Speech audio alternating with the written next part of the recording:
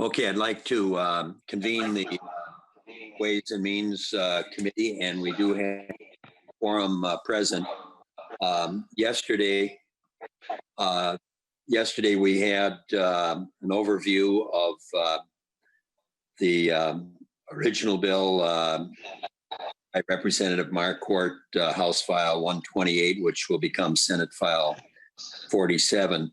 And we did have an overview of a much discussed amendment as well yesterday. So I just want to give people a heads up. We can get done earlier if possible, but we do have an absolute deadline from the revisor's office that we have to be done by 10 o'clock.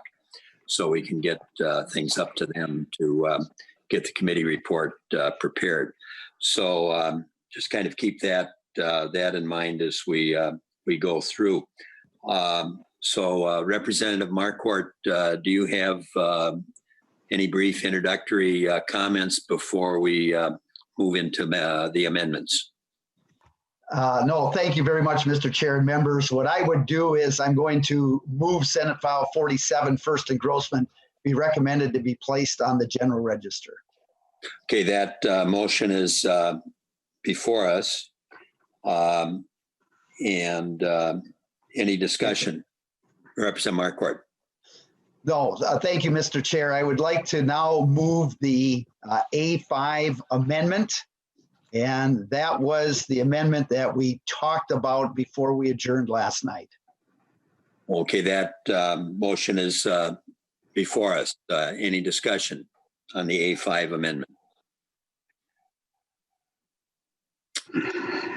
And then all those in favor signify. Excuse me, Mr. Chair.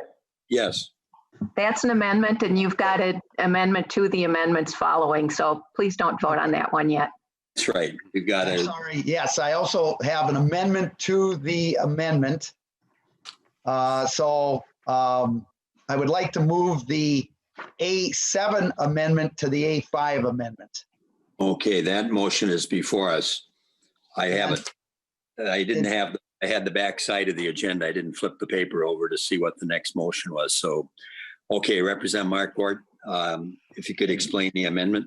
Yeah, Mr. Chair and members, what this amendment does, it's actually a change in the cost on the personal care attendants from about 26 million. It actually goes down to 21 million. It's an adjustment there.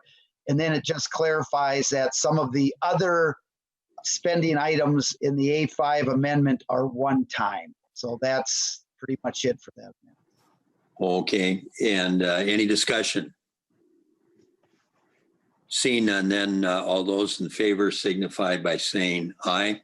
Aye. Aye. Opposed? No.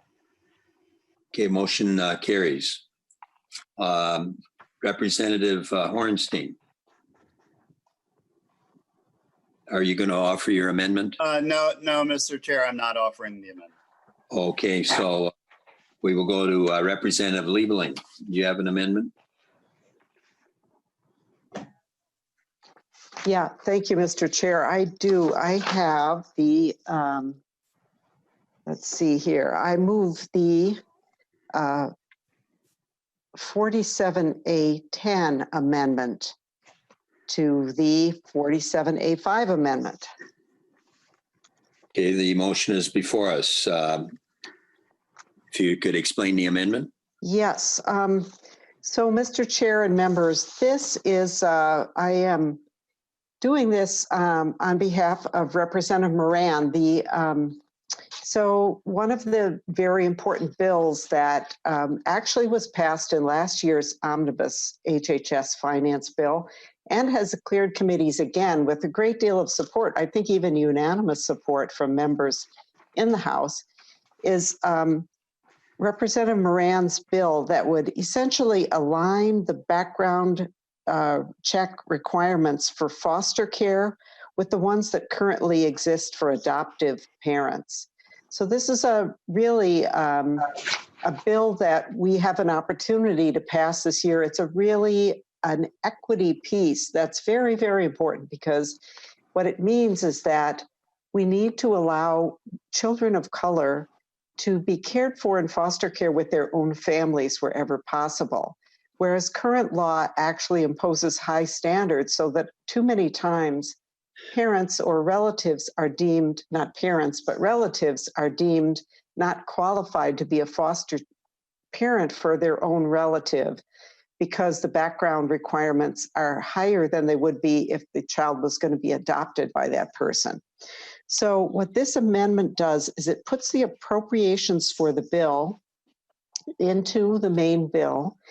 It is not the language of the bill, however, that is, I think that the intent is for Representative Moran to offer that on the House floor, but we needed to be sure that the appropriations that were necessary are going to be carried in this bill.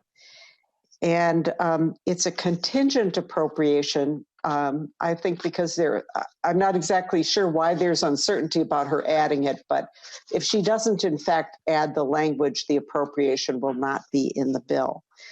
So I understand that Mr. Berg is probably on the call here and can probably explain the details of this a little bit better than I can if there are questions, but that is the gist of the amendment. Mr. Berg, are you with us? But you're muted, Mr. Berg. What Representative Liebling mentioned, as she said, the reason this is a contingent appropriation is, as she mentioned, the enabling legislation is not part of this amendment. It is only the funding that would be necessary. So it's contingent in the event that somehow this bill passes, but the other legislation does not. I know it is Representative Moran's intent to offer that legislation and get it passed, but since they're in two different places, this appropriation is contingent. And if you notice, it is $100,000 appropriation in fiscal 21 with a base of $115,000 a year after that. But there is federal financial participation of $32,000 in fiscal 21 and $37,000 a year after that. So the net cost to the general fund would be $68,000 in fiscal 21 and $78,000 a year ongoing to make these changes to the background study system. Okay, any discussion? Seeing none, then all those in favor of the amendment signify by saying aye. Aye. Aye. Opposed? No. Motion carried. We now have the original amendment before us as amended. So any additional comments, Representative Marquart? Well, thank you, Mr. Chair. And so all I would add is that this amendment at no additional cost to the general fund. In fact, now with the A7 amendment, it actually saves about $7 million to the general fund. It does provide important investments that will make our communities stronger, healthier, and safer. I mean, it provides important dollars to our personal care attendants, our child care providers, veterans, state patrol, corrections, young families. It does really help our local communities and our constituents on the local level help make it through these times, but also help make their community stronger. So I would ask for a yes vote. Okay, any further discussion on the A5 amendment as amended? Well, Mr. Chair, this is Tina Liebling. Is there, was there another amendment? I thought Representative Long also had an amendment. That's to a different part of the bill. Sorry. That will be coming up. That will be after we dispose of this amendment. That will be taking up the Long amendment. That goes to the original part of the bill. So any further discussion on the A5 amendment? Seeing none, then all those in favor signify by saying aye. Aye. Opposed? No. No. No. Motion carried. So the amendment is adopted. Now we'll go to the next amendment, which is the Long amendment. Representative Long. Thank you, Mr. Chair. Yes, I'd like to move the SF 47A8 amendment. Okay, that is before us. Would you care to explain the amendment? I would, Mr. Chair. I want to start by thanking Chair Marquart and Representative Garofalo for their hard work in the negotiations with the Senate. One big piece that the negotiations left out, despite the best efforts of the House team, is any allocation based on need. The bill we supported unanimously out of this committee in the regular session had a $100 million need-based fund. And we did that because we recognize that needs are not equal across the state. But the bill that came back from negotiations has $0 spent based on need, despite spending an additional $200 million overall. And we know that communities are not seeing the impact of COVID-19 equally across the state. Just as one example, in Representative Hamilton's district, Nobles County was recently reported to have the 4th highest per capita cases in the nation. Under the underlying bill that we're looking at today, Nobles County has the same population essentially as Wabasha County, so they would get the same amount of funding. But Nobles County has 77 times the rate of COVID-19 cases, 1,600 cases to Wabasha County's 21. We don't know where the next outbreak is going to be. In Representative Jean Poppy's district, we're starting to see increasing case numbers at the Hormel and Quality Pork Processors plants. Marquart County now has 733 cases, putting them in the top 10 counties in the state, and that could grow. The $841 million amount is in local government funding is advisory from the federal government. It's not a requirement. States can spend less and they can also spend more. So this amendment would respect and leave intact the $841 million agreement reached by Chair Marquart, Representative Garofalo in the Senate. The same runs that have been sent out to folks, as was talked about on the floor, would stay the same for counties and cities. But this would add a modest $30 million fund, 3% of the total amount we're proposing to spend here, on top of the agreed spending with the Senate to help target these hotspots. I hope that this is a common sense approach that the committee can support to make sure we're ready to help the next local government cope with the future hotspot. Thank you, Mr. Chair. Okay, any discussion on the amendment? Mr. Chair. Representative Marquart. Yeah, thank you very much, Mr. Chair and members. And I did visit with Representative Long about this amendment. And as he mentioned, this does not impact the $841 million agreement. All of the runs that you would have seen on counties, cities, and townships remain the same. There's no changes to any of the language. This adds on $30 million that would go to our local governments to deal with unanticipated costs or hotspots and so forth, as Representative Long mentioned. So I do support the amendment and appreciate Representative Long bringing this forward. Okay, any further discussion? Seeing none then, all in favor of the amendment signify by saying aye. Aye. Aye. Opposed? No. A motion carried. We now have the bill before us. I don't see any further amendments. Representative Marquart or members, any further discussion on the bill as amended? That's where we should go first. Yes, Mr. Chairman. I heard somebody say yes. Yes, Greg Davids here. Oh, okay. Representative Davids. Well, thank you, Mr. Chairman. And, where I come from back on the farm, a deal's a deal. This is extremely disappointing. A deal was made. How many times we read in the press that there was a deal between all 4 caucus leaders, and there was a deal before all caucus leaders. In my 28 years in the Minnesota House, I have never seen where all 4 caucuses agree on something and then one doesn't keep their word and backs off. And that's what's happened here, and it's extremely, extremely disappointing. I've heard, and we'll hear from Commissioner Franz on what a great deal this is. And we've heard from my good friend Chair Marquart what a good deal this is. But that is useless chatter because a deal's a deal. If these things are so great, and we've heard that the amendment makes Minnesota better, makes Minnesota a safer, healthier place, well, that's all good. We're all for that. But a deal's a deal. And if these things are so good that are being proposed in this amendment, run them through as a bill. You can pass them. You probably get a tremendous amount of votes on this thing. But this is so disappointing. And what we're going to hear from Commissioner Franz and what we've heard from Marquart is just useless chatter.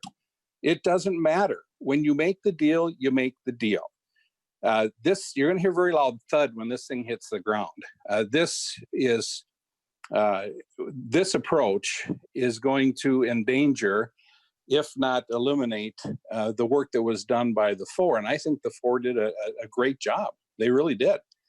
And we need to support that. We cannot condone the behavior of what has happened here with one of the parties backing off on the deal. So we can talk all day long.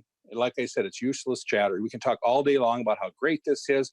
And as I looked at the amendment, there's more shifts and gimmicks in this thing than I've ever seen. And I'm the master of shifts and gimmicks. I know all about them because when you take care of a $6.2 billion shortfall in 2011, and when that budget's done in 2013, you broke even. Were there some shifts and gimmicks? You bet there were. But to say that this doesn't cost anything, I'm not sure how you spend money and it doesn't cost anything. And we can play all the games we want to do with this. And like I said, this is shifts and gimmicks, and we're breaking a deal. And like I said, where I come from back on the farm, you make a deal, you honor your word. And that's not what we're doing here to the people of Minnesota today. And not to say that all the things that are amended are bad. They're not. There's a lot of things I've supported. I've supported veterans over the years. I've supported the State Patrol over the years. But to do it in this fashion and to jeopardize where we have an issue here where we may get nothing out of this, which is very possible, I think it's shameful at best. So shifts and gimmicks, breaking a deal's a deal, Mr. Chairman. Representative Hamilton. Well, thank you, and my was brought up in about one of the counties that I represent, but I want to bring up the fact that all the reporting of 4 counties, and 3 of the other counties have issues as well. And when Representative Davids brought up a deal's a deal, it takes me back a few years ago, and Speaker Peterson Kelleher was speaker. And at a session, we had a deal that we would have in special session 1 bill. And all of a sudden, the second bill came up where the opposing party, if you will, in this case, broke the deal or was going to break the deal. And I stood up and delivered a speech about a frog and a scorpion, saying that a deal is a deal. And again, the deal that was cut is not simply where a hot spot was, looking at the issues all across the state. And like I said, I represent a portion of 4 different counties. And those 3 other counties that were not mentioned also have been impacted by that. It do need to be funded. But I'm going to echo what Representative David said. A deal's a deal, and we should be honoring that. Thank you, Mr. Chairman. Representative Albright. Thank you. Excuse me. Thank you, Mr. Chair.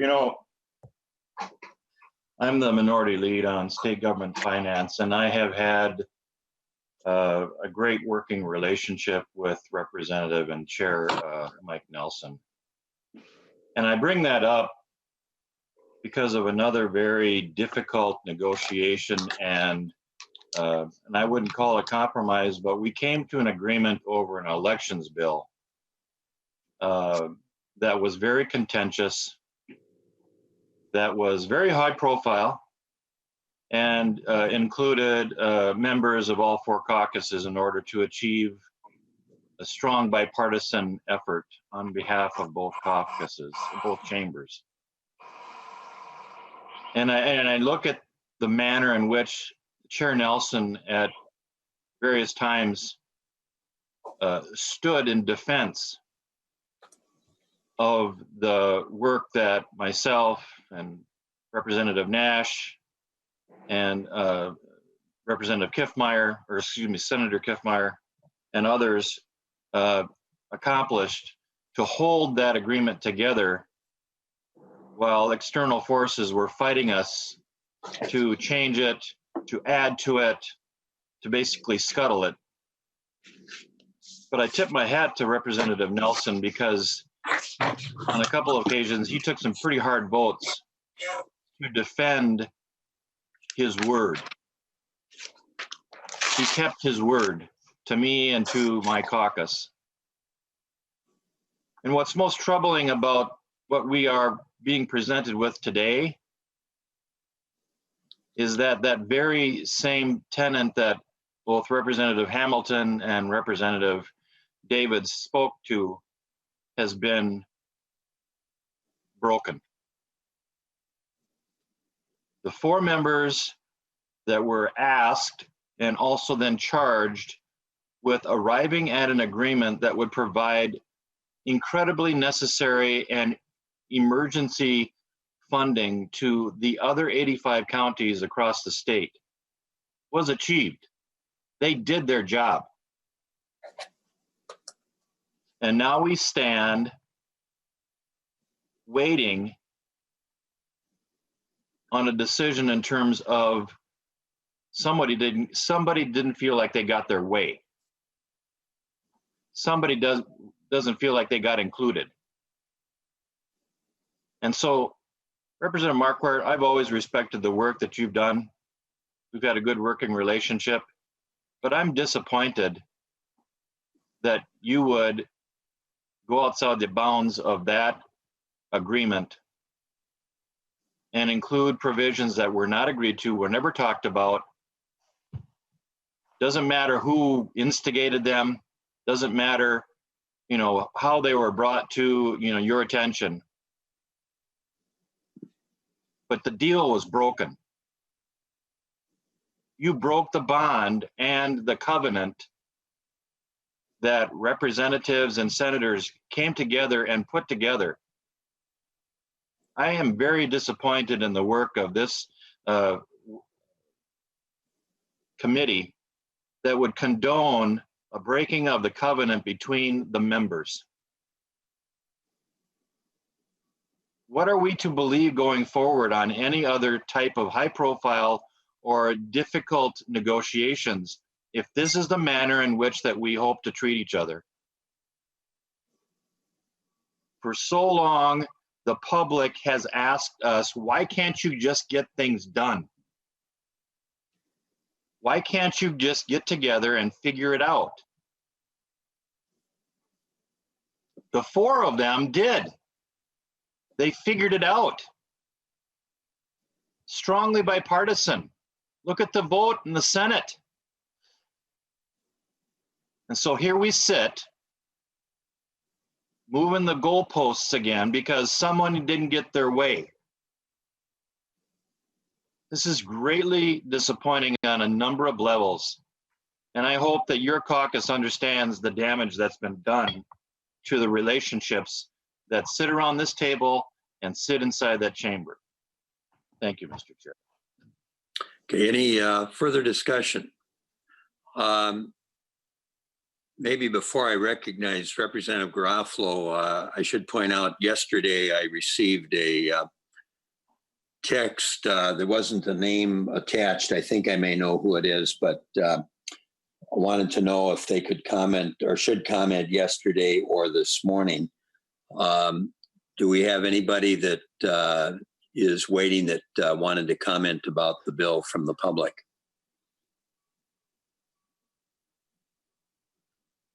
Apparently not. Ms. Conley, is there anybody in the waiting room? No. Okay.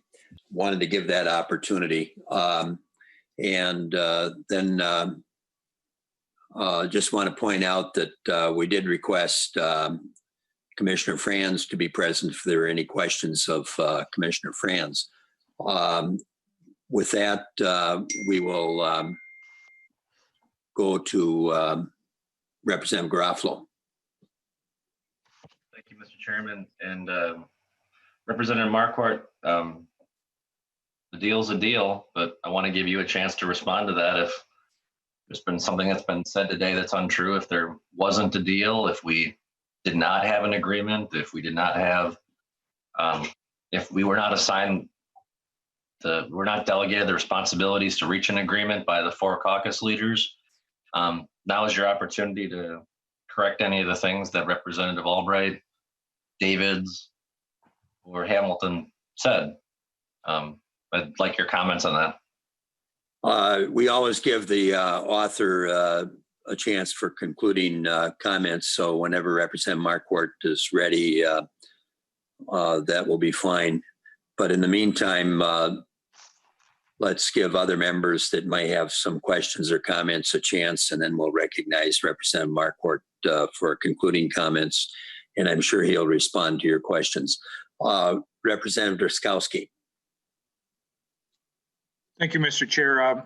The discussion is very interesting. I would just offer Representative Marquart and members, a bird in the hand is better than 2 in the bush. Thank you, Mr. Chair. Okay, any further discussion? Okay, Representative Garofalo, did you raise your hand again? Yes, Mr. Chairman. Okay, Representative Garofalo. So, Mr. Chairman, I guess I was politely asking a question of Representative Marquart. So I'd like to close up on our side, but that was a question for Representative Marquart, and I'd like an answer from him. Representative Marquart. Yeah, you bet. Well, thank you very much, Mr. Speaker and Representative Garofalo. And again, it was appreciated working with you on making that deal. And so, no, there's been no changes to the $841 million agreement. That was agreed on to spend that COVID dollars, send $841 million out to our counties, our cities and townships.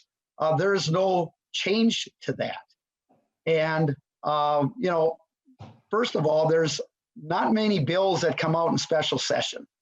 So you have to be as efficient as possible. That's why you may not be able to introduce and do bills separately. We know how a special session operates. We also know that a final legislative deal is never a deal until the governor and both leadership from the House and the Senate are on board. But I will also say that, and I'll use 2014 as an example, that I was the chair of the Education, K-12 Education Finance Committee, and we had worked out a deal. And that education portion that we worked out went into a supplemental budget that Chair Carlson authored that had many different bills in there. So even we didn't break any agreement with that education bill that year by putting it into a larger bill that had other things that people may or may not have agreed with.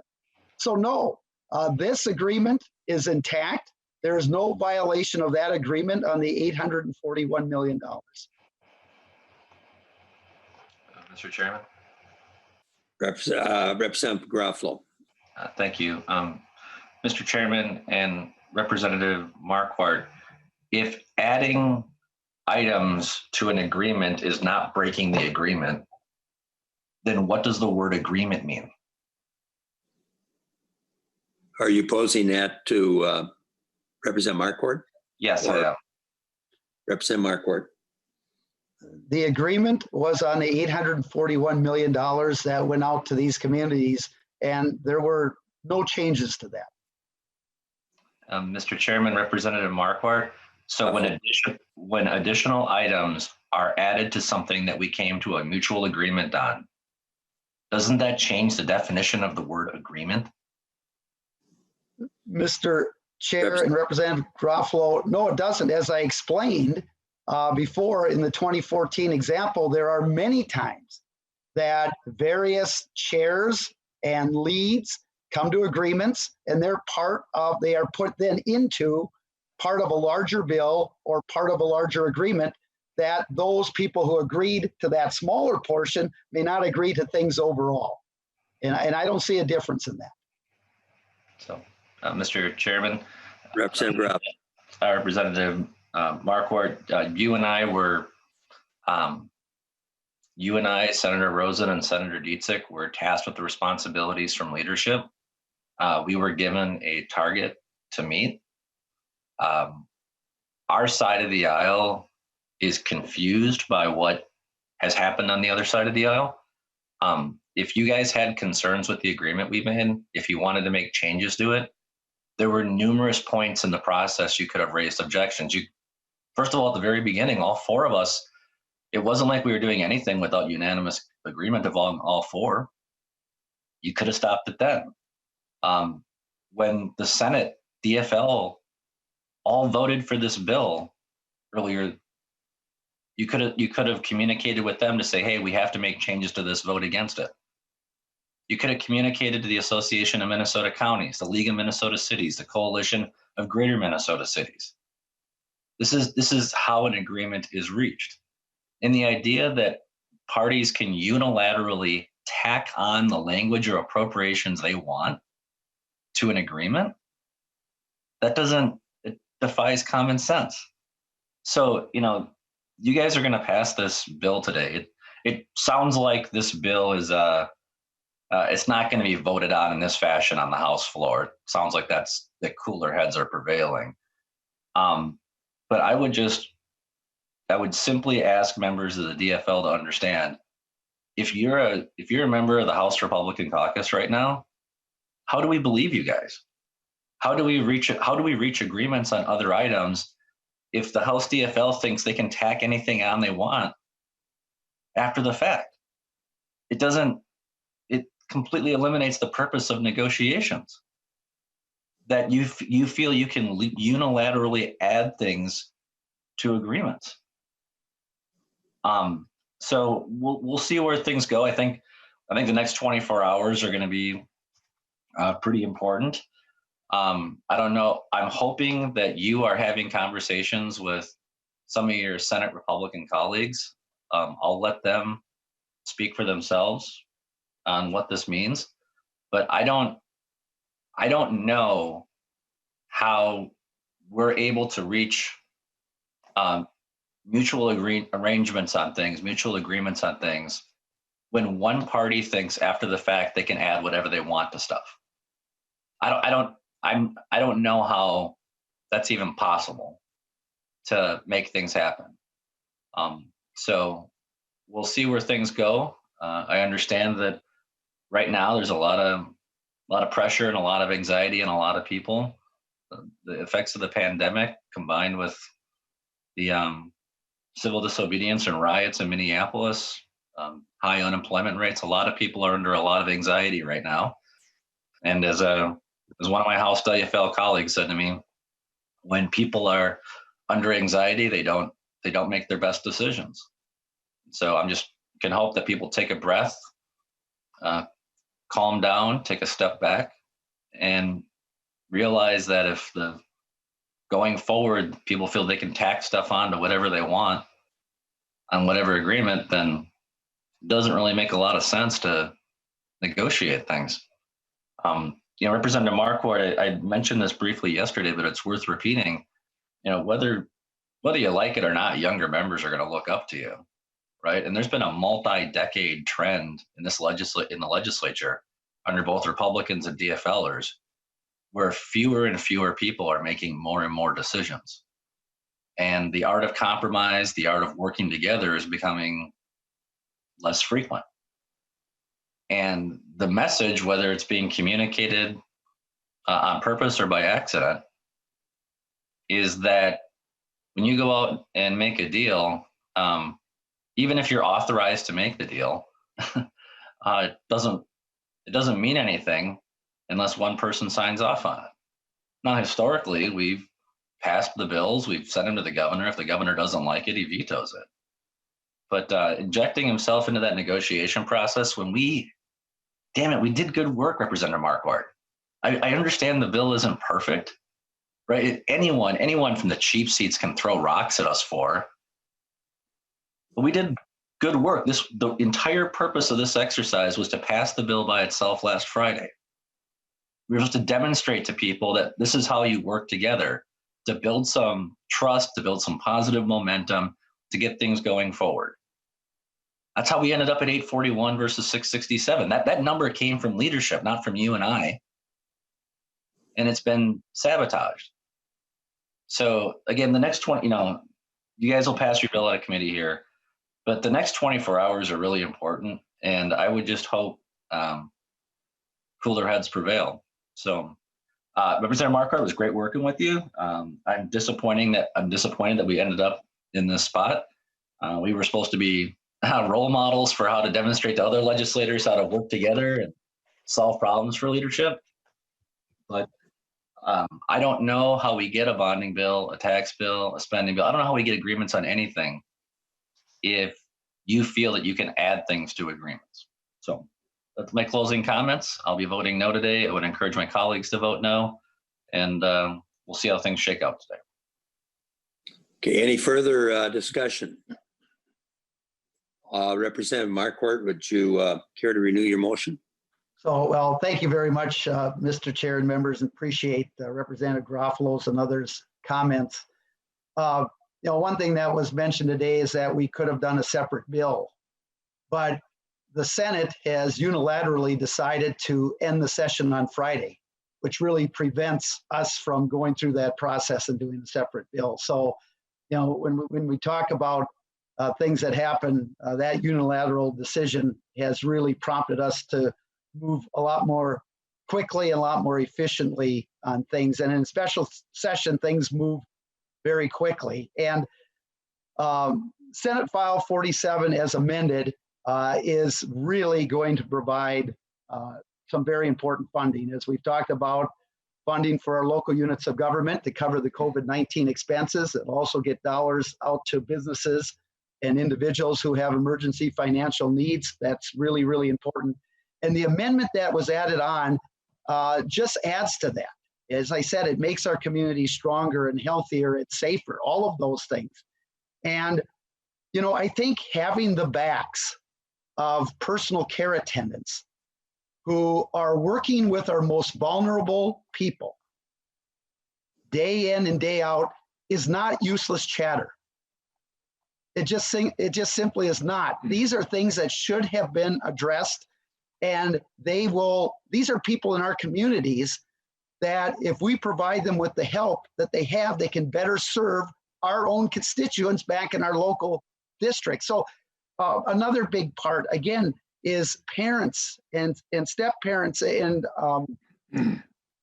guardians now can receive funding for personal care attendant funding to take care of their children who have disabilities or other type of concerns. I think that's so important. We've all heard out there about childcare. In rural Minnesota, that is really, we've got shortages out there. And one of the reasons is the reimbursement on the CCAP, Child Care Assistance Program. This provides for that. Veterans, one of the biggest problems we have there is homelessness for veterans. This would help get to the goal of eliminating homelessness for veterans and also provide a suicide prevention office. Extremely important. Again, people in our communities, I think this is a very worthwhile conversation to talk about. And I think it's very appropriate to put in this bill. Young families that could see a $500 one-time help assistance to help get through this COVID-19 problem from Minnesota Family Investment Program. So this is an important conversation. And this is an amendment that does not add one single dime to our budget deficit. In fact, it saves the state on the general fund about $7 million. So members, I really think we have to, there's a lot of things that maybe can be worked out better, but in a special session, where now we have basically a Friday deadline because of what the Senate has set, we need to move efficiently and probably not in the deliberative, long process type of routine we normally would do. And so members, I ask for your vote. This is going to help our communities. It's going to help our most vulnerable citizens around the state. And I do believe this whole bill works in tandem. And again, making our community stronger, healthier, and safer. So members, with that, I would renew my motion that Senate File 47, first engrossment as amended, be recommended to be placed on the general register. Okay, the motion is before us. Any further discussion? I might just briefly comment before I call for the vote. And Representative Marquart touched on that, but you know, as chair of this committee, I have to watch closely what we need to get done during the special session, or what we needed to get done. From the get-go, I could see a problem, and I think if I recall correctly, I actually shared this, the minority lead, that it was the Senate that was driving the timeline. And when they, right from the very beginning, indicated that they were going to be adjourning on Friday, I could see that that was going to create a problem in terms of getting things that, as part of the majority, I felt needed to be done. So I think members have to keep that in mind. That was something that was beyond the House's control, beyond my control. If they're willing to adjourn sine die, that created a problem in terms of my scheduling bills. And I would say for the various divisions as well. As recently as last night on the question of the agreement, I had conversations with one of the members who was interested in an amendment. And I said I would be willing to entertain that amendment as long as it didn't touch the agreement. So I was protective of the agreement right up until about 9:30 last night in my conversations. And that agreement is intact as we prepare to vote on the bill. Now, this requires for the final passage a roll call, so the clerk will take the roll.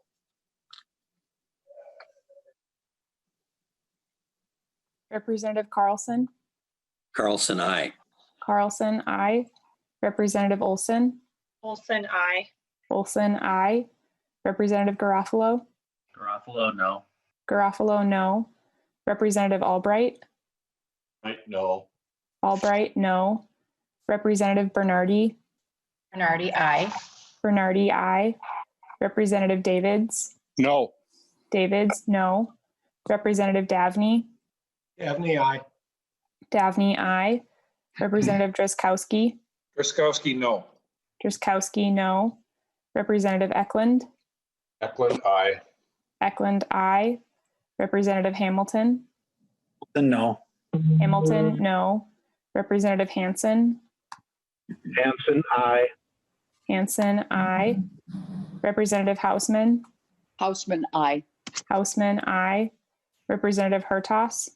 Hertas, no. Hertas, no. Representative Hornstein. Hornstein, aye. Hornstein, aye. Representative Kresha. Grisha, no. Kresha, no. Representative Liebling. Liebling, aye. Liebling, aye. Representative Lilly. Lily, aye. Lilly, aye. Representative Long. Long, aye. Long, aye. Representative Mariani. Mariani, aye. Mariani, aye. Representative Marquart.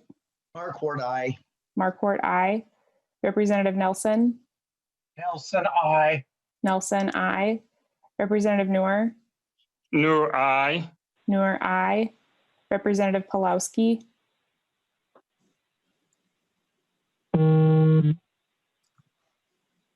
Aye. Pulowski, aye. Representative Poppy. Poppy, aye. Poppy, aye. Representative Schomacker. Schomacker, aye. Schomacker, aye.